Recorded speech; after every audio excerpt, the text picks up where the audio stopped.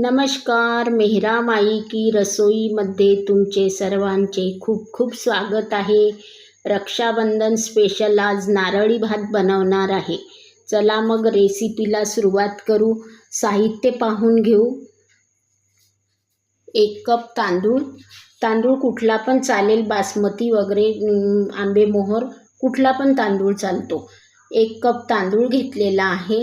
1 cup साखर घ्यायची आहे आणि 1 कपच ओल्या नारळाचा कीस घेतलेला आहे. ज्या मापाने तुमचे तांदूळ असतील त्याच मापाने साखर, तांदूळ आणि खोबरा कीस एकसारखं प्रमाण घ्यायचे आहे. 2 चमचे तूप, थोडेसे किशमिश, थोडेसे काजू, तेजपान, 2-3 तेजपान घ्यायचे आहे. 3-4 विलायती घ्यायच्या आहेत. 4-5 लवंग घेतलेले आहेत. चिमूटभर मीठ पाहिजे आहे आणि थोडेसे केशर घेतलेले आहे. ते तांदूळ स्वच्छ धुवून घेऊ. तांदूळ धुवेपर्यंत आपण पाणी गरम करून घेऊ. 1 कप तांदूळ आहे, आपले 1.5 कप पाणी घ्यायचे आहे.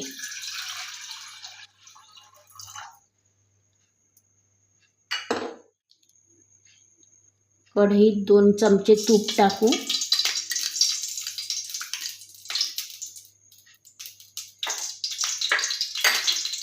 गरम झालेले आहे. लवंग आणि विलायती टाकून घेऊ. तेजपान टाकू. काजू टाकून घ्यायचे आहे.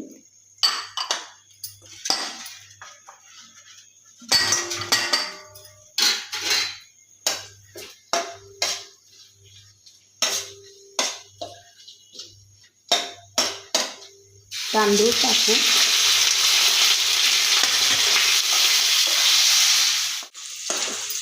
तांदूळ चांगला शेकून घेऊ.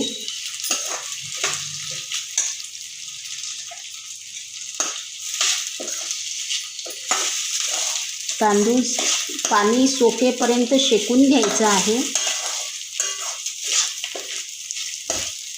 पाणी कोरडं होईपर्यंत आपल्याला तांदूळ याकरता शेकून घ्यायचं आहे, कारण आपला भात चांगला मोकळा शिजला पाहिजे, म्हणून आपल्याला तो चांगला भाजून घ्यावं लागते.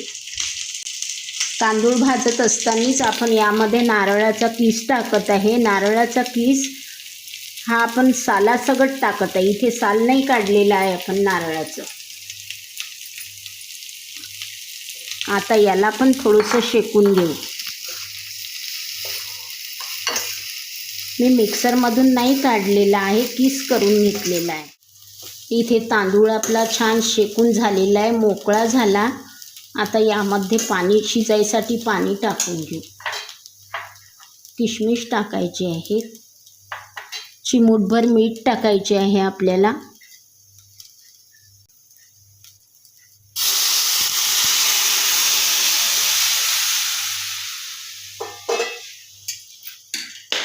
दीड कप आपण पाणी गरम करायला ठेवले होते. आता चांगला भात शिजून घेऊ.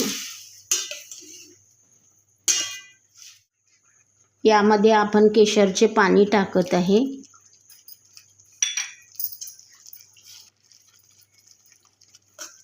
केशर आपण याकरिता वापरत आहे, भाताला छान रंग पण येईल आणि टेस्ट पण छान होईल भाताची.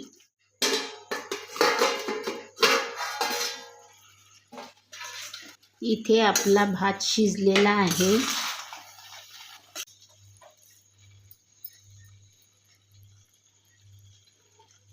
छान तांदूळ नरम झालेला आहे. भात शिजलेला आहे. आता साखर टाकून घेऊ. 1 कपच आपल्याला साखर टाकायची आहे. साखर टाकल्यानंतर 10 मिनिट भात होऊ द्यायचा आहे. इथे आपला भात छान शिजलेला आहे. मऊसूद भात तयार आहे.